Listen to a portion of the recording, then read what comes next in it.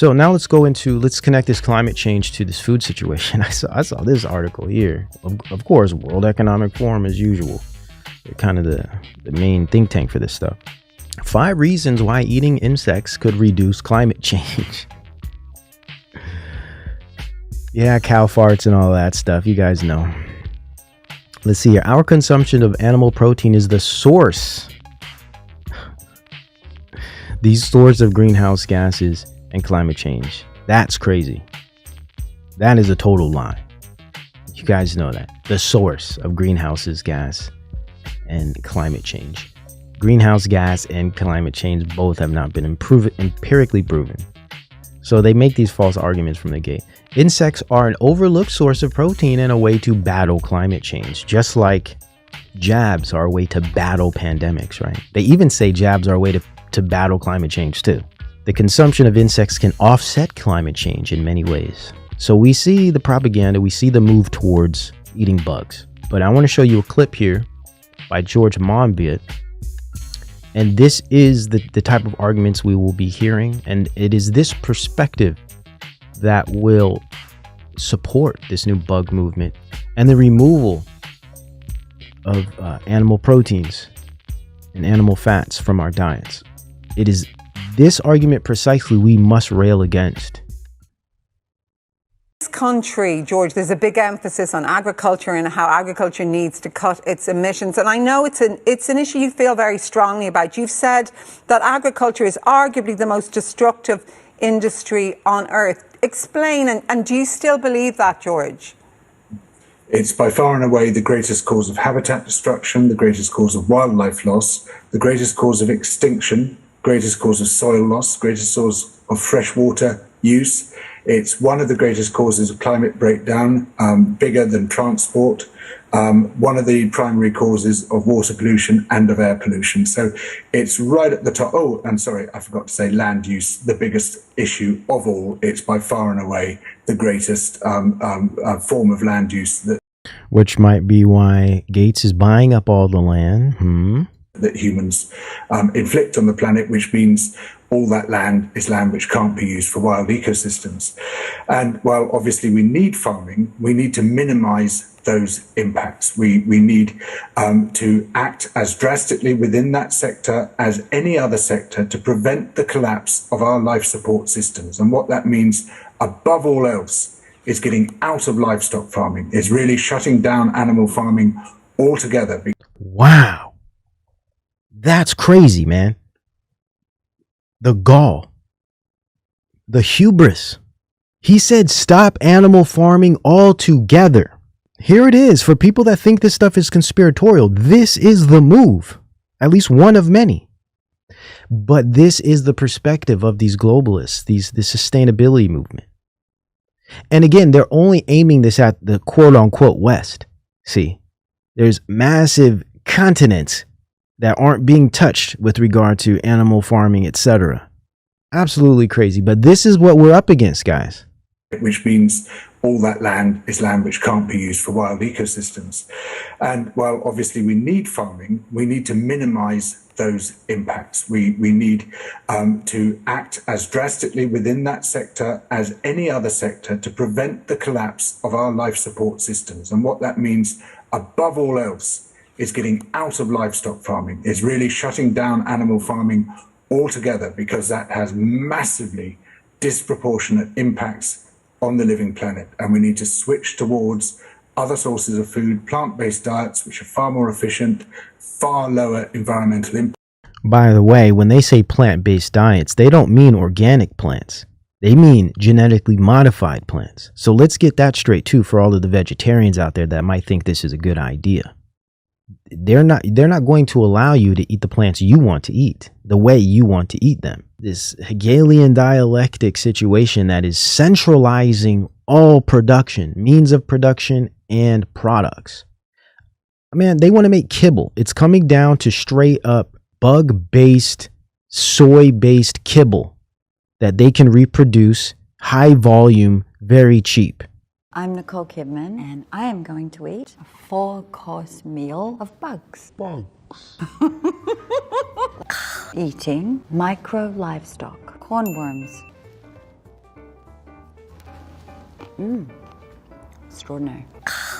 That's what this is coming down to. Out of livestock farming is really shutting down animal farming altogether, because that has massively disproportionate impacts on the living planet. And we need to switch towards other sources of food, plant-based diets, which are far more efficient, far lower environmental impacts, but also switch out of farming altogether to produce protein-rich foods, which we can do through precision fermentation, brewing. You see that? Switch out of protein production by doing it synthetically in labs. That's his solution to this.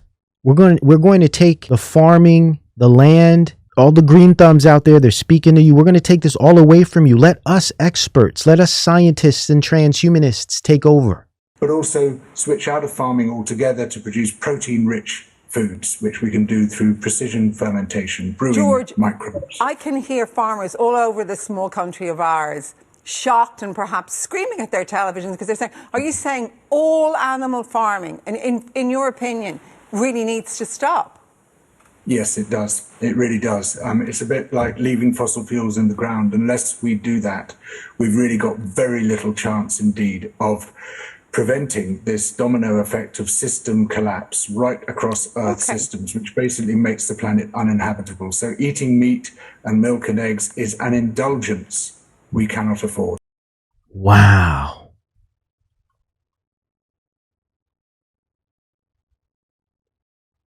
This guy is smoking something seriously potent. This is pure insanity. This is warfare. Start playing with people's food, man. Especially with our protein. Play with, I'm not going to say that because that ain't going to sound right. Play with meat. We'll just say that. And we're going to have some problems. This is what sustains billions of people on this earth. And you want to convince us. You want to convince us that we got to give up dairy, meat, and eggs? High. This dude is uber high. Okay?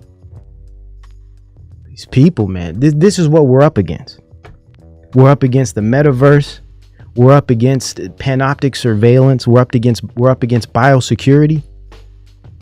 And we're up against this. This is it, man. Here it is. Yo, these people have lost their minds, man. And then you get stuff like this from the BBC, just pushing this more. And it's always in the West. You're not going to go to China, where they eat tons of animal meat, especially pork. Southeast Asia, parts of Africa, parts of South America, Brazil, Argentina. You're not going to go to these countries talking about you can't eat meat, especially when you're dealing with cow. Look at this. Why I prefer eating grasshoppers to beef.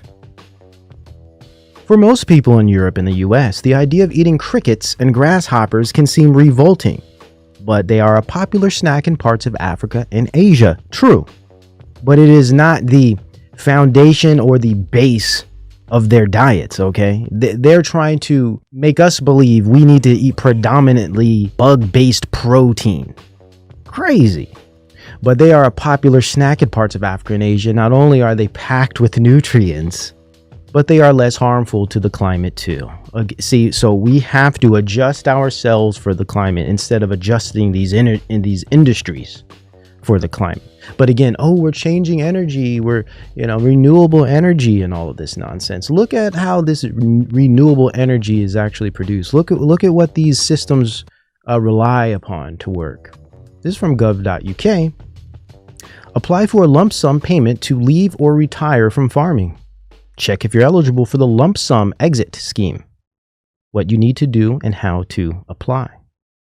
So what they're doing, they're trying to fish out all of the farmers who are getting ready to retire, and they're trying to buy up the land before they start taking it.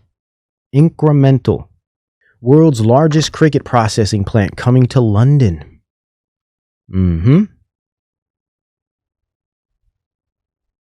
Aspire Farms processes crickets into all natural, sustainable superfood ingredients. The fried grasshopper. These. Just a little side note. 2 billion people in the world eat bugs, and I'm one of them. Because here we go. All right. if you say so. Personally, I'd rather not. I'll pass. But thanks. The foundation is now 15 years old, and He said the foundation is now 15 years old.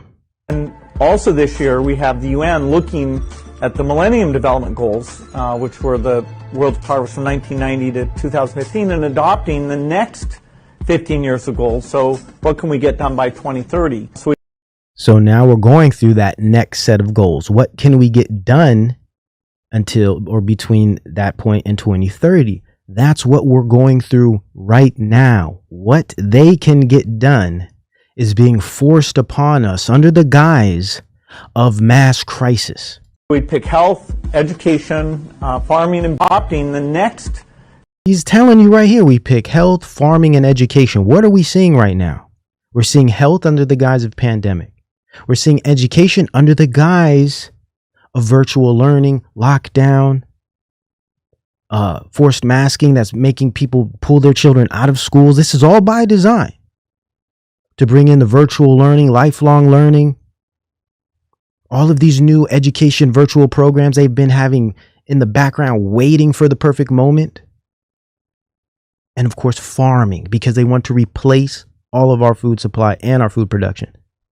He says it all right here. It's all right here. And adopting the next 15 years of goals. So what can we get done by 2030? So we'd pick health, education, farming, and banking and say, we think some very dramatic things can happen. In fact, we go as far as to say we bet that life for the poorest will improve more in this 15-year period than it ever has before. He said, very dramatic things can happen. You better believe it. How has the past 2 years, or now almost 3 years, been? Dramatic is an understatement. I'd say traumatic. And he's saying by this time or during this time, impoverished people will be in a better position than ever before. What he means is we're going to supply their food. We're going to take over food production. We're going to control food supplies such that everyone gets to eat. We're going to end poverty. We're going to end disease. See, this is this type of this techno fantasy that these types have, where they just think, you know what, if you follow our plan, you're going to feel great and live wonderful lives. That's the claim he made there. But we see how things are turning out. This is just a centralization program. I mean, what they're doing is literally just stealing all resources from underneath our noses, while saying it's for your own good. Trust the experts, right? Let's try the second goal, shall we?